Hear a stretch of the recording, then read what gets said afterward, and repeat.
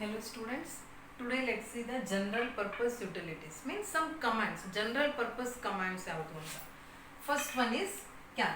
Already you know that to display the calendar we are using the cal. So ಏನೇನ್ arguments pass ಮಾಡಬಹುದು ಇದಕ್ಕೆ ಅಂತ cal, month and then year. So ಈ argument ನ pass ಮಾಡಬಹುದು month ಮತ್ತೆ year ನ. ಸೊ ಬೈ ಚಾನ್ಸ್ ನೀವು ವಿತೌಟ್ ಆರ್ಗ್ಯುಮೆಂಟ್ಸ್ ಜಸ್ಟ್ ಏನು ಕೊಡ್ತೀರಾ ಡಾಲರ್ ಕ್ಯಾಲೆಂಡರ್ ಅಂತ ಕೊಟ್ಟರೆ, ಅಂದರೆ ವಿತೌಟ್ ಆರ್ಗ್ಯುಮೆಂಟ್ಸ್ ನೀವು ಈ ಕಮಾಂಡ್ನ ನೀವು ಎಕ್ಸಿಕ್ಯೂಟ್ ಮಾಡಿದ್ರೆ ಪ್ರೆಸೆಂಟ್ ಯಾವುದಿರುತ್ತೋ ಅದು present month present year display ಆಗುತ್ತೆ. ಫಾರ್ ಎಕ್ಸಾಂಪಲ್ ಏನಂತ June 2021. So Sunday Monday, so ಈ ರೀತಿ ಫುಲ್ ಕ್ಯಾಲೆಂಡರ್ ಡಿಸ್ಪ್ಲೇ ಆಗುತ್ತೆ. ಅಂದರೆ ವಿತೌಟ್ ಆರ್ಗ್ಯುಮೆಂಟ್ಸ್ ಪಾಸ್ ಮಾಡಿದ್ರೆ ಪ್ರೆಸೆಂಟ್ ಮಂತ್ ಮತ್ತೆ ಇಯರ್ ಡಿಸ್ಪ್ಲೇ ಆಗುತ್ತೆ. ಬಟ್ ನೀವು ಮಂತ್ ಮತ್ತೆ ಇಯರ್ನ ಆರ್ಗ್ಯುಮೆಂಟ್ಸ್ ಆಗಿ ಪಾಸ್ ಮಾಡ್ಬೋದು. ಫಾರ್ ಎಕ್ಸಾಂಪಲ್ ಲೈಕ್ ದಿಸ್ 03/2019 ಅಂತ ಪ್ರಿಂಟ್ ಮಾಡ್ಬೋದು. ಓಕೆ, ಅವಾಗ ಏನು ಪ್ರಿಂಟ್ ಆಗುತ್ತೆ ಮಾರ್ಚ್ 2019 ಈ ಕ್ಯಾಲೆಂಡರ್ ಪ್ರಿಂಟ್ ಆಗುತ್ತೆ.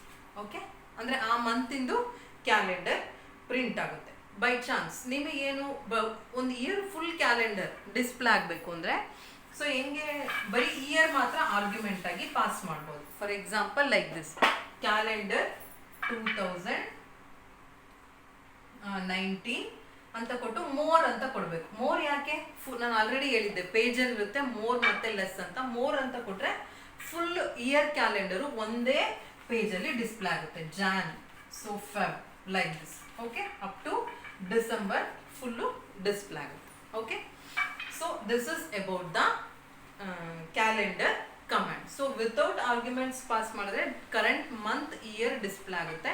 So you can pass month and the year, or you can give arguments only the year. So year ಕೊಟ್ಟರೆ ಮೋರ್ ಅಂತ ಕೊಡಬೇಕು. So this is about the calendar command. So next command is date.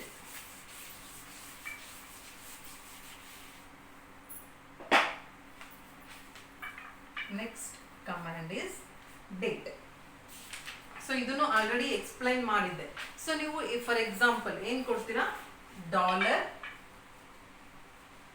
Date ಅಂತ ಕೊಟ್ಟರೆ ಏನು ಬರುತ್ತೆ, so Monday and then June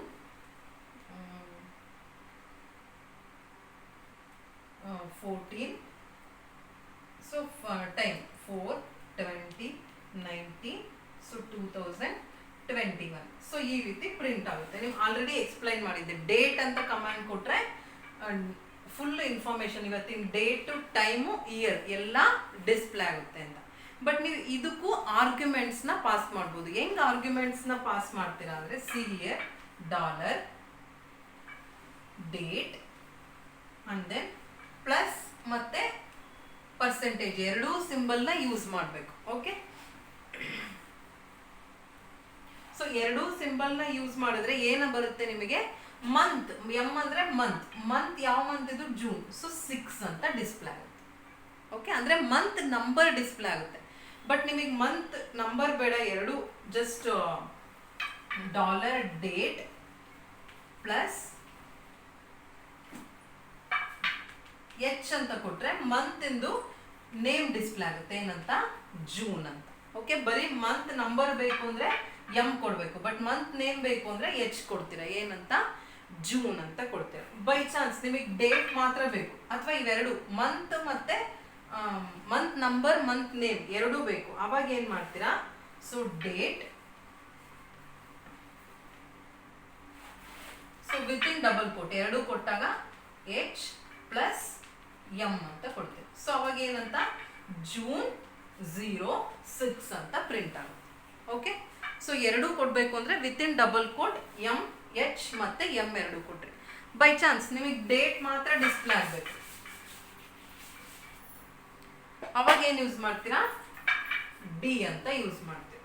ಏನಕ್ಕೆ date. So date ಏನು 14 ಅಂತ ಡಿಸ್ಪ್ಲೇ ಆಗುತ್ತೆ.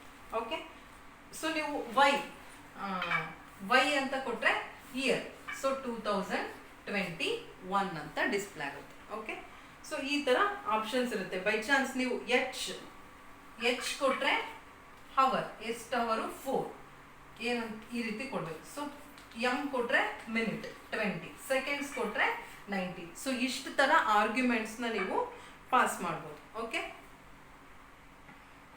ಸೊ ಡಿ ನೀವು ಏನಾದರೂ ಪ್ಲಸ್ ಪರ್ಸೆಂಟೇಜ್ ಡಿ ಅಂತ ಕೊಟ್ಟರೆ ಡೇಟ್ ಪ್ರಿಂಟ್ ಆಗುತ್ತೆ. ಯಾವ ಫಾರ್ಮೆಟಲ್ಲಿ? ಮಂತ್ ಯಾವುದು? 6/14/2021 ಅಂತ. ಡಿ ಅಂತ ಕೊಟ್ಟರೆ ಇವತ್ತಿನ ಡೇಟ್ ಪ್ರಿಂಟ್ ಆಗುತ್ತೆ. ಸೊ ನೀವು ಬೈ ಚಾನ್ಸ್ ಪ್ಲಸ್ ಟಿ ಅಂತ ಕೊಟ್ಟರೆ ಟೈಮ್ ಪ್ರಿಂಟ್ ಆಗುತ್ತೆ. ಏನಂತ? 4/20/19 ಅಂತ ಪ್ರಿಂಟ್ ಆಗುತ್ತೆ. Okay, so these are all the arguments you can pass for the date command. Arguments ಅಲ್ಲ, ಆಪ್ಷನ್ಸ್. ಓಕೆ, ಸೊ ಇಷ್ಟು ತರ ಇರುತ್ತೆ. This is about the date command. So next is eco.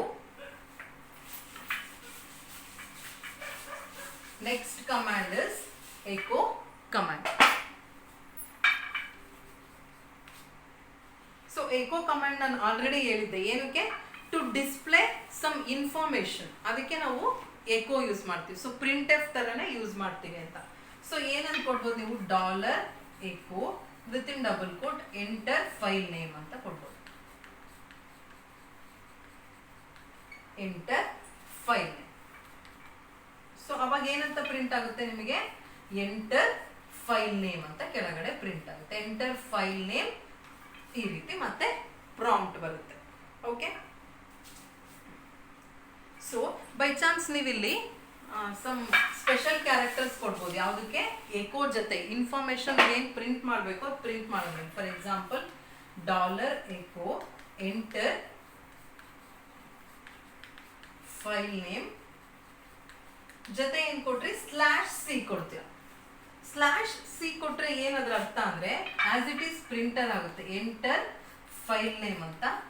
But it won't create A new line. New line ಅಲ್ಲಿ prompt print ಆಗಲ್ಲ. So ಅದೇ line ಅಲ್ಲಿ prompt print ಆಗುತ್ತೆ. Means prompt and cursor in same line. ಅದಕ್ಕೆ ನಾವು /c ಅಂತ ಕೊಡ್ಬೋದು. So next /t ಅಂತ ಕೊಟ್ರೆ ಟ್ಯಾಬ್. ನಿಮಗೆ ಆಲ್ರೆಡಿ ಗೊತ್ತಿದೆ. ಸೊ ಕ್ಯಾರೆಕ್ಟರ್ಸ್ ಪುಷ್ ಆಗುತ್ತೆ. ಸೊ /n ಕೊಟ್ರೆ which creates the new line. Okay, so this is the options you can give with the echo command. Okay, so next command is printf. This is printf means this is an alternate command for the echo. Okay, so printf. So ಇಲ್ಲಿ ಏನು ಕೊಡ್ತೀರಿ? So $printf no file name enter.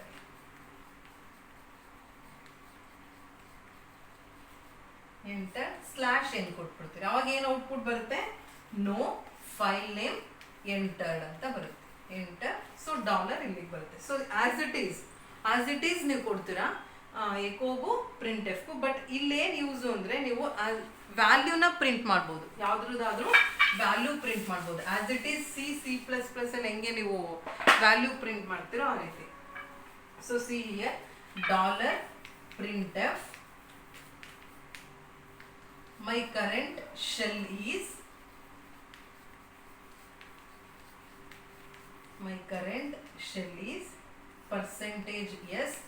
%s/n. But ಇಲ್ಲಿ comma ಇರಲ್ಲ, $shell ಅಂತ ಕೊಡ್ತೀವಿ. So $shell. So ಏನ್ output ಬರುತ್ತೆ ಅದಕ್ಕೆ? As it is within double quote ಇರೋದು ಅದೇ ರೀತಿ ಪ್ರಿಂಟ್ ಆಗುತ್ತೆ. My current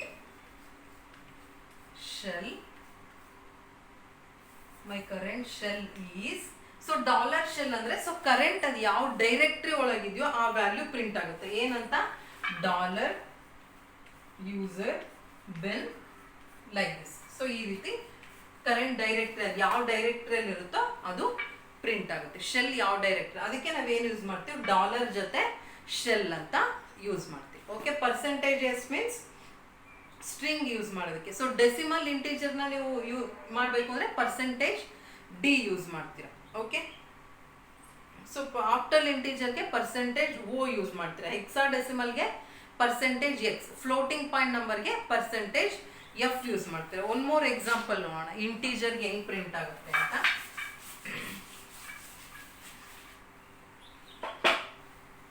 so dollar printf the value of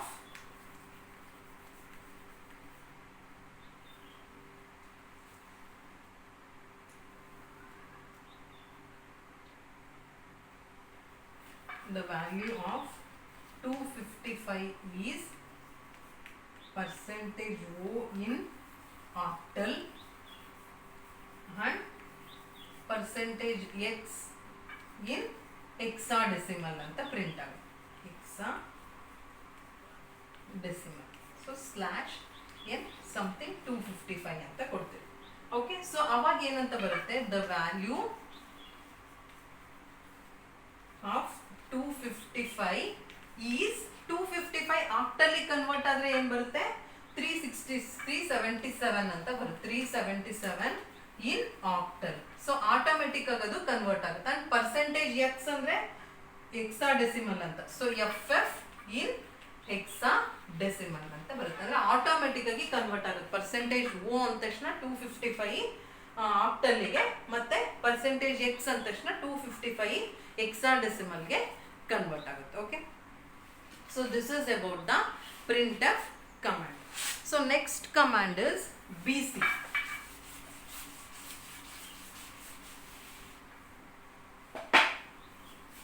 next command BC ಅಂತ ಯೂಸ್ ಮಾಡ್ತೀವಿ. ಅಂದ್ರೆ ಟು ಕ್ಯಾಲ್ಕುಲೇಟರ್ ತರ ಯೂಸ್ ಮಾಡ್ತೀವಿ. ಯಾವ್ದನ್ನ BC ಕಮಾಂಡ್ ಆಟೋಮೆಟಿಕ್ ಆಗಿ ಅದು ಕ್ಯಾಲ್ಕುಲೇಟ್ ಆಗುತ್ತೆ. ಫಾರ್ ಎಕ್ಸಾಂಪಲ್ $BC ಆ ಲೈನ್ ಅಲ್ಲಿ ಆರ್ಗ್ಯುಮೆಂಟ್ಸ್ ಪಾಸ್ ಮಾಡಬಾರ್ದು, ಇದಕ್ಕೊಂದು ಕಂಡೀಷನ್ ಇದೆ.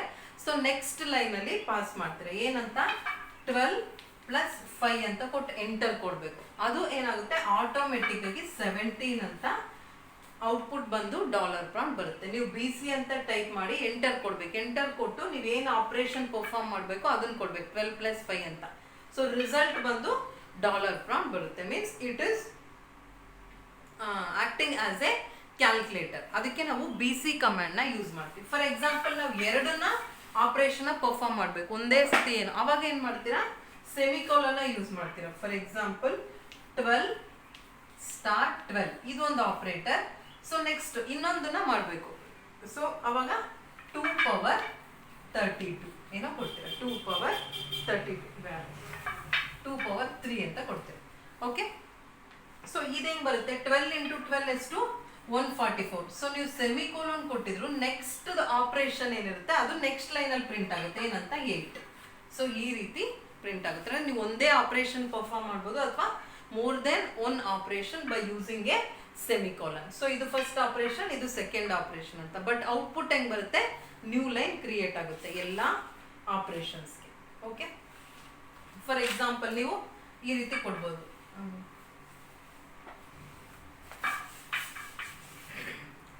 $BC 9/5. ಸೊ ಕೋಶಂಟ್ ಏನು 1. ಸೊ ಈ ರೀತಿ ಬಂದು $ಪ್ರಾಂಪ್ಟ್ ಬರುತ್ತೆ. ಬೈ ಚಾನ್ಸ್ ನಿಮಗೆ 17/7 ಏನ್ ಬರುತ್ತೆ, ಯೂಶಲಿ ನಿಮಗೆ ಔಟ್ಪುಟ್ ಎಲ್ಲ ಹೆಂಗೆ ಬರ್ತಿದೆ ಡೆಸಿಮಲ್ ಪಾರ್ಟ್ ಅಲ್ಲೇ ಬರುತ್ತೆ. ಅಂದ್ರೆ ಪಾಯಿಂಟ್ ಸಮಥಿಂಗ್ ವ್ಯಾಲ್ಯೂ ಪ್ರಿಂಟ್ ಆಗ್ತಿಲ್ಲ, ಹೋಲ್ ನಂಬರ್ ಮಾತ್ರ ಪ್ರಿಂಟ್ ಆಗ್ತಿದೆ. ಸೊ 17/7ಗೆ ಏನ್ ಔಟ್ಪುಟ್ 2.42 ಅಲ್ವಾ. ಸೊ ಅವಾಗ ನೀವು ಹೆಂಗ್ ಕೊಡ್ಬೇಕು ಅಂದ್ರೆ $BC ಅಂತ ಕೊಟ್ಟು ಕೆಳಗಡೆ ಸ್ಕೇಲ್ = 2 ಅಂತ ಕೊಡ್ಬೇಕು. ಸ್ಕೇಲ್ = 2.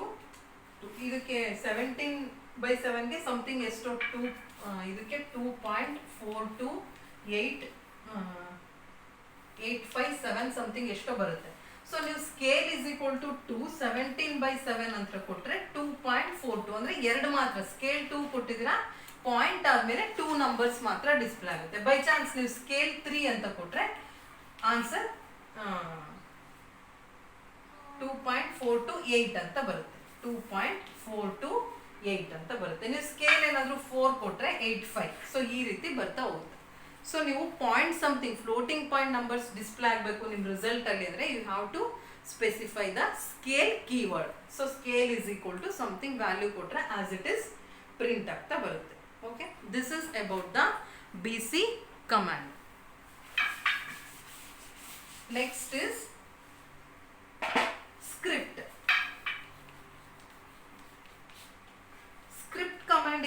ಮಾಡ್ತೀರಿ ಅಂದರೆ you have to store all your activities. ಅಂದರೆ ನೀವು ಲಾಗಿನ್ ಆದ ತಕ್ಷಣ ಎಷ್ಟೊಂದು ಆಪ್ರೇಷನ್ಸ್ ಪರ್ಫಾರ್ಮ್ ಮಾಡಿರ್ತೀರಿ.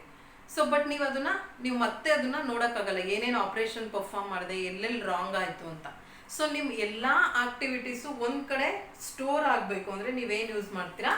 ಸೊ ನೀವು ಅಂದರೆ ಎಂಟ್ರ್ ಆದ ತಕ್ಷಣ ನೀವು ಸಿಸ್ಟಮ್ ಆನ್ ಮಾಡಿ ವರ್ಕ್ ಎಂಟ್ರ್ ಆದ ತಕ್ಷಣ ನೀವೇನಂತ ಕೊಡಬೇಕು? $ಸ್ಕ್ರಿಪ್ಟ್ ಅಂತ ಕೊಡಬೇಕು. ಸೊ ಸ್ಕ್ರಿಪ್ಟ್ ಅಂತ ಕೊಟ್ಟರೆ ಏನಂತ ಬರುತ್ತೆ ನಿಮಗೆ ಔಟ್ಪುಟ್ಟು? ಸ್ಕ್ರಿಪ್ಟ್ ಸ್ಟಾರ್ಟೆಡ್ ಅಂತ ಬರುತ್ತೆ. Script started, file is type script ಅಂತ, ಫೈಲ್ ಈಸ್ ಟೈಪ್ ಸ್ಕ್ರಿಪ್ಟ್ ಅಂತ ಬಂದು $. ಅಂತ ಬರುತ್ತೆ. ಅಂದರೆ ಸ್ಕ್ರಿಪ್ಟ್ ಸ್ಟಾರ್ಟ್ ಆಗಿದೆ, ನಿಮ್ದೆಲ್ಲ ಆಕ್ಟಿವಿಟೀಸು ಟೈಪ್ ಸ್ಕ್ರಿಪ್ಟ್ ಫೈಲಲ್ಲಿ ಸ್ಟೋರ್ ಆಗ್ತಾ ಇದೆ ಅಂತ. ಸೊ ಅವಾಗ ನೀವು ಏನೇ ಪ್ರಾಬ್ಲಮ್ಸ್ ಯಾವುದಾದ್ರೂ ಒಂದು ನಿಮಗೆ ರಾಂಗ್ ಇದ್ರೆ ಟೈಪ್ ಸ್ಕ್ರಿಪ್ಟ್ ಫೈಲಿಗೆ ಹೋಗಿ ಎಲ್ಲ ಆಕ್ಟಿವಿಟೀಸ್ನು ನೀವು ಸರ್ಚ್ ಮಾಡ್ಬೋದು. ಅಂದರೆ ನೀವೇನೇನು ಯಾವ್ಯಾವ ಕಮಾಂಡ್ ಎಕ್ಸಿಕ್ಯೂಟ್ ಮಾಡಿದ್ರೋ ಎಲ್ಲ ಚೆಕ್ ಮಾಡ್ಬೋದು. Okay, so today we discussed commands calendar, date, and then echo, printf, and then bc script. In the next class let's see the remaining commands. Okay, thank you.